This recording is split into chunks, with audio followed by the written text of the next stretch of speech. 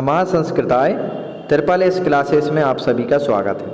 प्यारे बच्चों, आज हम हमारी पाठ्य पुस्तक दूरवा संस्कृत सामान्यम दशम कक्षाई का सप्तदशा पाठा पढ़ेंगे। सप्तदशा पाठा चाणक्य नीति, चाणक्य की नीति, चाणक्य की क्या क्या नीतियाँ थीं उसके बारे में इसमें बताया गया है। चलिए फर्स्ट श्लोक देख लेते हैं। फर्स्ट है, सत्येन धार्यते पृथ्वी सत्येन तपते रविः सत्येन वाति वायुश्च सर्वे सत्ये प्रतिष्ठितम्। सत्येन धार्यते पृथ्वी सत्येन तपते रविः सत्येन वाति वायुश्च सर्वे सत्ये प्रतिष्ठितम्। अर्थात पृथ्वी सत्य से धारण की जाती है। पृथ्वी जो है बस सत्यता के कारण धारण की जाती है। अपन सभी का बोझ उठा रही है क्योंकि भाई अपने सत्य पर अडिग है, उसका काम ही यही है, कर्तव्य यही है। सूर्य सत्य से उष्णा गर्मी देता है। सत्य के कारण के सत्यता वास्तविकता यही है कि उसका काम ही यह है ऊष्मा देना, गर्मी प्रदान करना। वायु सत्य से बहती है, वायु का काम भी यही है कि निरंतर चलती रहना, अपने कार्य में लगे रहना। वो सभी सत्य में स्थित है। सभी अपने अपने प्रकृति जो है कर्म में निमित्त में बह रही है, चल रही है। हम सभी को भी अपने कर्तव्यों को नहीं भूलना चाहिए और अपने कर्म करना चाहिए और सत्य के लिए जीना चाहिए, जो सत्यता है, वास्तविकता है, यह बताया गया है। चलिए अब अपन दूसरा श्लोक देख लेते हैं। मनसा चिंतितं कार्यं वाचा नैव प्रकाशेत मंत्रेण रक्षेत गूढ़ं कार्ये चापि नियोजेत। अर्थात मन के द्वारा सोचा हुआ कार्य, मनसा चिंतितम कार्यम वाणी वाचा नैव प्रकाशेत, वाणी के द्वारा प्रकट नहीं करना चाहिए। मन में अपन किसी भी कार्य को सोच लें कि हमें यह करना है तो उसको सभी में बताना नहीं चाहिए, उसका ढिंढोरा नहीं पीटना चाहिए, बल्कि गोपनीय छिपाने योग्य बातों की विचारपूर्वक रक्षा करनी चाहिए और कार्य करने में लगा रहना चाहिए। अर्थात सीधा सा मतलब यह है, यह अभिप्राय है कि जब तक कार्य सिद्धि नहीं हो जाए तब तक अपन को उसको उजागर नहीं करना चाहिए, उसका ढिंढोरा नहीं पीटना चाहिए। जब कार्य सिद्ध हो जाएगा तो अपने आप सबके काम सामने आ जाएगा। अपन सोच रहे हैं कि इस बार हम दीपावली पर न्यू कार या नया मकान खरीद लेंगे और अपन ने सभी रिश्तेदारों में बता दिया। अब किसी कारण बस अपन मकान नहीं खरीद पाए तो लोग अपने आपके उस कारण को नहीं समझेंगे, लोग आपको हंसी का पात्र बना लेंगे कि इसने यह काम बोला था पर यह नहीं कर पाया। तो यही बात है कि जब काम हो जाए तभी अपन को उसका ढिंढोरा पीटना चाहिए, बिना काम हुए उसको नहीं बताना चाहिए किसी को। चलिए तीसरा देखते हैं। पुत्राश्च विविधैः शीलैर् नियोज्यतः सततं बुधैः नीतिज्ञा शील संपन्ना भवन्ति कुल पूजिता। अर्थात विद्वानों के द्वारा अपने पुत्र विभिन्न सजा कारणों में सदा लगाए रखना चाहिए। जो विद्वान लोग रहते हैं वह अपने पुत्रों को सदा अच्छे आचरणों में लगाए रखते हैं, क्योंकि पुत्र निरंतर अच्छे आचरण और कार्यों में लगे रहेंगे तो वही नीति और कुल को सम्मानित करने वाले होंगे। वही पुत्र नीति शास्त्र से संपन्न होंगे और कुल में जानने पहचानने वाले होंगे और कुल को सम्मानित करने वाले होंगे। इसलिए अच्छे पुरुष अपने पुत्रों को अच्छे कार्य में लगा के रखते हैं। चलिए फोर्थ वाला देखिए। कोई भारा समर्थानाम किम दूरम व्यवसायिनाम को विदेशः सविद्यानाम कहा परा प्रियवादीनाम। अर्थात सक्षम लोगों के लिए क्या भार है।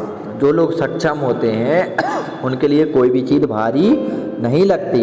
अर्थात समर्थ और शक्तिशाली व्यक्ति के लिए कोई भी काम करना कठिन नहीं होता। जो वह चाहते हैं वह कर लेते हैं। उद्यमशील लोगों के लिए क्या दूर है। जो प्रयत्नशील लोग हैं उनके लिए कोई चीज़ दूर नहीं होती। पर्वत की चोटी दूर नहीं लगती, समुद्र को लांघना दूर नहीं लगता, क्योंकि वह मेहनतशील हैं अर्थात व्यापारी जो कोई भी दूर हैं, व्यापारी लोगों के लिए कहीं पे भी व्यापार करने के लिए जाना हो उनके लिए कोई भी दूरी नहीं लगती। इसी प्रकार विद्या से युक्त लोगों के लिए क्या विदेश, जिनके पास में विद्या है उनको कोई भी देश विदेश नहीं लगता, सब देश अपने लगते हैं। कहीं पर भी जाकर विद्या का अध्ययन करना है, विद्या को बांटना है, विद्या को लेना है और व्यापार करना है, उनके लिए कोई दूर नहीं लगता विद्वान लोगों के लिए। अर्थात मधुर वचन बोलने वाले व्यक्ति के लिए कोई भी चीज़, विद्वान पुरुषों के लिए कोई भी चीज़ दूर नहीं लगती। और विद्या से युक्त लोगों के लिए क्या विदेश, अर्थात विद्वान व्यक्ति के लिए कोई भी देश पराया नहीं होता। और प्रिय बोलने वालों के लिए क्या पराया, जो मधुर व्यक्ति रहता है, मधुर बातें बोलने वाला रहता है, उसका कोई दुश्मन नहीं होता, वह मधुर वाणी से सभी को अपना मित्र बना लेता है। तो यही इस श्लोक में बताया गया है। चलिए 5th वाला देखते हैं। दरिद्रता धीरतया विराजते, कुवस्त्रतया शुभ्रतया विराजते, कदन्नता चोषणतया विराजते, कुरूपता शीलतया विराजते। अर्थात दरिद्रता, गरीबी जो है वह धैर्य करने से सुशोभित होती है। जितना धैर्य रखेंगे आप तो गरीबी चली जाएगी। और गरीबी में आप हो बैठेंगे तो गलत काम, चोरी करने लगेंगे, उल्टे सीधे काम करने लगेंगे। इसलिए गरीबी की सुंदरता कौन बढ़ाता है? धैर्य। खराब वस्त्र स्वस्थता से सुशोभित होते हैं। खराब कपड़े हैं और उनको धो लिया जाए तो वही अच्छे लगने लगते हैं। और निम्न कोटि का ठंडा भोजन, यदि कोई भोजन है, रोटी है, सब्जी है, सुबह की है, वह ठंडी हो गई है और यदि अपन उसको फिर से गर्म कर लेंगे तो वह अच्छी लगने लगेगी। और कुरूपतया शीलतया विराजते, यदि कोई कुरूपता है, अच्छा सुंदर व्यक्ति नहीं है पर उसमें बहुत अच्छे गुण हैं, शीलतया है, शीतल गुण है, उसमें ठंडे गुण हैं, अच्छे गुण हैं, तो वह कुरूप नहीं रहेगा, वह सुंदर हो जाएगा। इसलिए अपन को चरित्र जो अपना है उसको सुंदर बनाना चाहिए। चरित्र अच्छा होने से इंसान का रूप नहीं देखा जाता, चरित्र गुण देखे जाते हैं। 6 वाला देखिए। धनहीनो न हीनस्य धनिकः सः सुनिश्चितः सुनिश्चयः, विद्यारत्नेन यो हीना सः हीना सर्ववस्तुतः। अर्थात जो व्यक्ति धन से रहित रहता है वह गरीब नहीं होता। जिसके पास धन नहीं है वह गरीब नहीं है, बल्कि वह तो निश्चित ही धनिक है। परंतु जो विद्या रूपी धन से हीन है वह सभी वस्तुओं से हीन है। चाणक्य जी कहते हैं जिसके पास विद्या रूपी धन नहीं है तो निश्चित ही वह कैसा है? गरीब है। और जिसके पास विद्या रूपी धन है वह सभी वस्तुओं से हीन होते हुए भी सर्वगुण संपन्न है। इसलिए विद्या हमेशा अपने बच्चों के लिए और अपने लिए जरूरी है, विद्या सीखना। ठीक है बच्चों, चलिए 7 देखिए।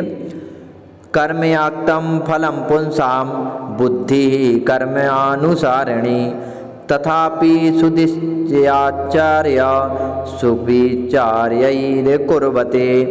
कर्मायक्तम फलम पुंसाम बुद्धि कर्मानुसारिणी, तथापि सुदिश्चयाचार्य सुविचार्य कुर्वते।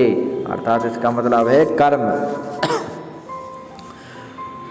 मनुष्यों को कर्म के अनुसार फल मिलता है, मनुष्यों को कर्म के अनुसार परिणाम मिलता है। और बुद्धि भी कर्म के अनुसार उत्पन्न होती है। आप अच्छे काम करोगे तो अच्छी बुद्धि आपके अंदर उत्पन्न होगी। चोरी करोगे तो आज 10 रुपये की करोगे, कल खराब बुद्धि उत्पन्न होगी कि 100 रुपये की चोरी कैसे करें। इसलिए विद्वान और श्रेष्ठ लोग अच्छी प्रकार विचार करके ही काम करते हैं। काम करने के लिए पहले सोच लेते हैं विद्वान लोग, ठीक है ना। इसलिए हमें सोच विचार कर ही काम करना चाहिए, क्योंकि जैसा हम कर्म करेंगे वैसे ही बुद्धि उत्पन्न होगी। चलिए 8 नंबर का देख लेते हैं। छिन्नो अपि चंदन तरोर जहाति गंधम, वृद्धो अपि वारण पतिर न जहाति लीलाम, यंत्राण पितो मधुरताम न जहाति चेक्षु, दीनो अपि न त्यजति शील गुणान कुलीनः। छिन्नो अपि चंदन तरोर न जहाति गंधम, वृद्धो अपि वारण पतिर न जहाति लीलाम, यंत्राण यंत्राण पितो मधुरताम न जहाति चेच्छुः दीनो अपि न त्यजति शील गुणान कुलीनः। बहुत ही सुंदर, बहुत ही सुंदर। देखिए क्या बताया गया है कि जिस प्रकार चिन्नो अपि, कटा होने पर भी चंदन अपनी पेड़ की सुगंध नहीं छोड़ता।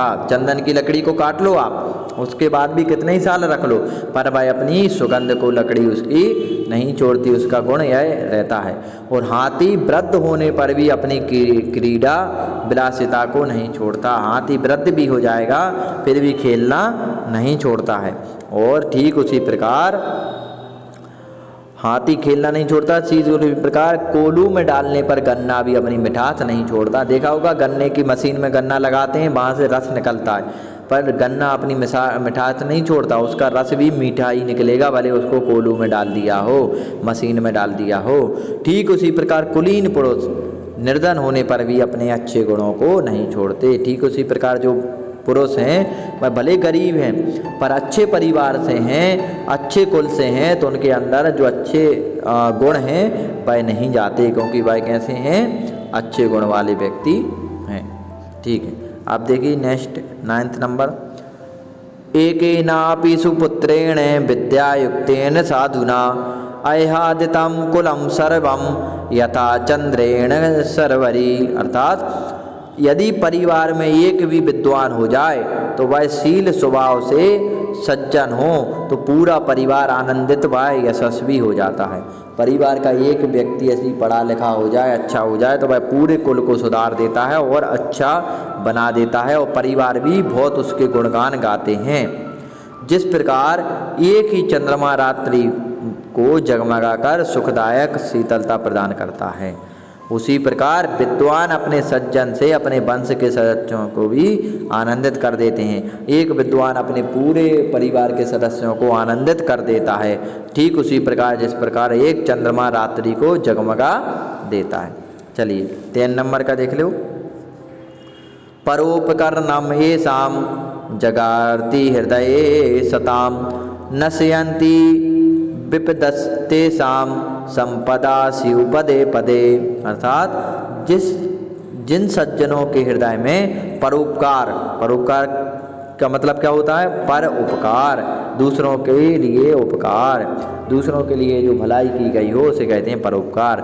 जिन सज्जनों के हृदय में परोपकार की भावना जागृत रहती है उनकी विपत्तियां स्वयं नष्ट हो जाती हैं। जो कदम कदम पर संपत्ति सुख प्राप्त होते हैं। अर्थात परोपकार की भावना यदि आप रखोगे तो आपको कभी विपत्तियां नहीं आएंगी, आपकी संपत्तियां आपके कदमों में बनी रहेंगी। इसलिए कभी भी संपत्ति जो है आपके कदमों में बनी रहेंगी, विपत्तियां आपके ऊपर कभी नहीं आएंगी। तो इस प्रकार हमेशा परोपकार करते रहना चाहिए। ठीक है बच्चों, यह मैंने 17 चैप्टर आपको पढ़ा दिया, और वीडियो अच्छी लगी हो तो वीडियो को लाइक करें, शेयर करें और चैनल को सब्सक्राइब कर लें।